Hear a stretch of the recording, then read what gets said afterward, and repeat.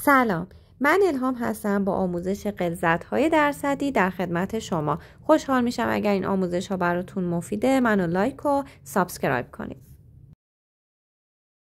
ممکنه داخل آزمایشگاه شنیده باشین که ما محلول 5% اتانول داریم یا روی ظروف دیده باشین که H2SO4 95% داریم. یا مثلا درصد طلا در این سنگ معدن 20% هست.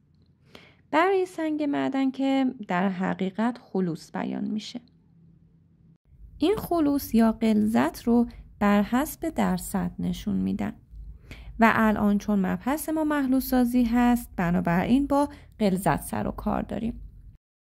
و در رابطه با غلظت‌های درصدی صحبت میکنیم. 5% اتانول به عنوان مثال مفهومش چی میتونه باشه؟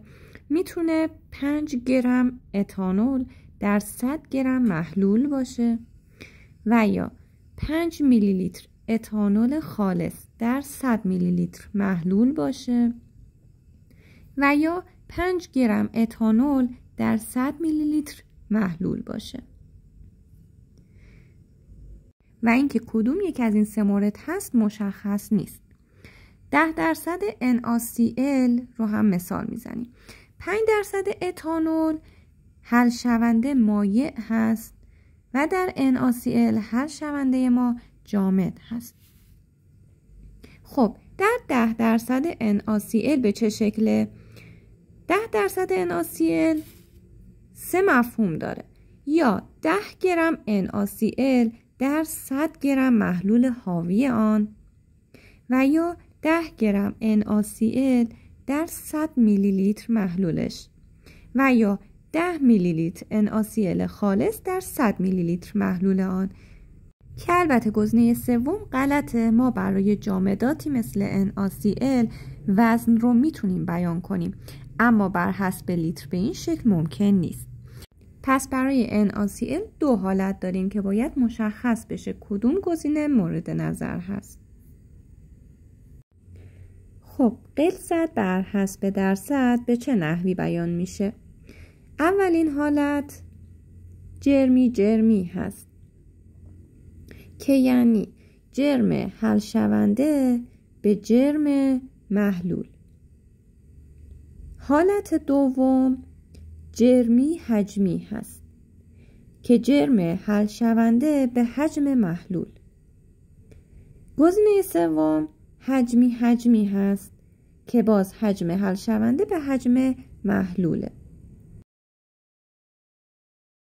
اینجا لازم اشاره کنیم که جرمی و وزنی رو معادل هم به کار میبرن، فرقی با هم ندارن که جرم باشه یا وزن. البته از نظر فیزیکی درسته که متفاوتن ولی خب اینجا شما به عنوان یه مفهوم داریم ازش استفاده میکنیم میتونیم این دوتا رو به جای هم به کار ببریم.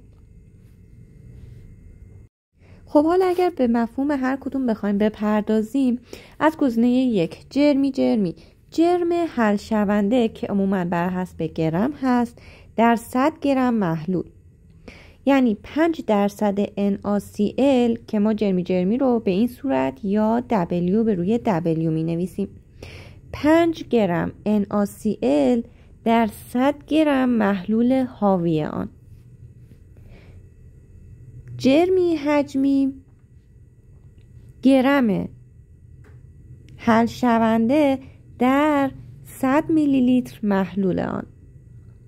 مثلا 5% جرمی حجمی NaCl میشه 5 گرم NaCl در 100 میلی لیتر محلولش.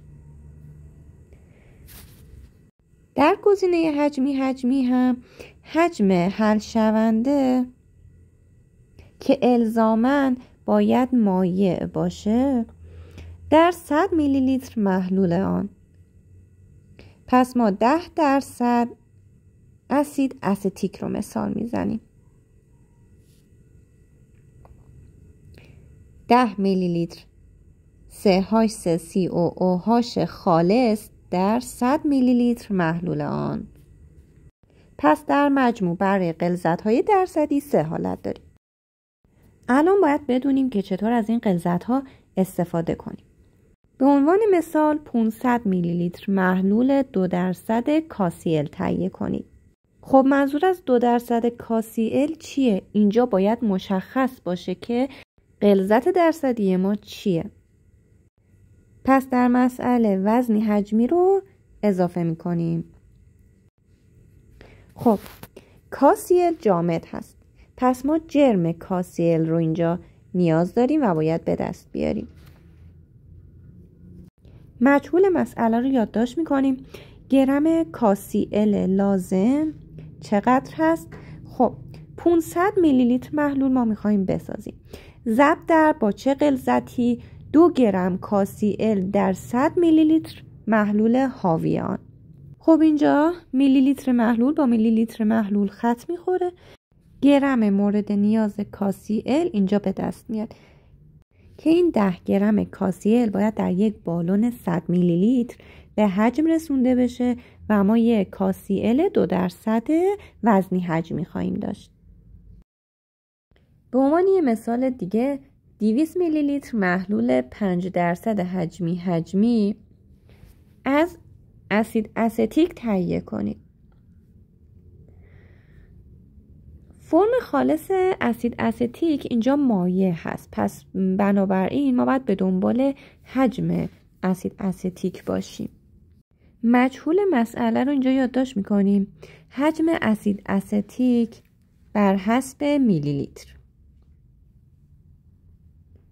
خب مساوی است با 200 میلی لیتر محلول رو ما میخوایم بسازیم. ضرب در با غلظت 5% 5 میلی لیتر CH3COOH به روی 100 میلی لیتر محلول حاوی آن که میلی لیتر محلول با میلی لیتر محلول خط میخوره و در آخر 10 میلی لیتر اسید استیک باقی میمونه که در نهایت این 10 میلی لیتر اسید استیک خالص رو ما باید در یک بالون 200 میلی لیتر به حجم برسونیم. ممنونم که تا پایان این ویدیو همراه من بودید. اگر سوالی دارید یا برای ویدیوی بعدی موضوع خاصی مد نظرتون هست داخل کامنت ها به هم بگید. تا ویدیوی بعد خدا نگهدار.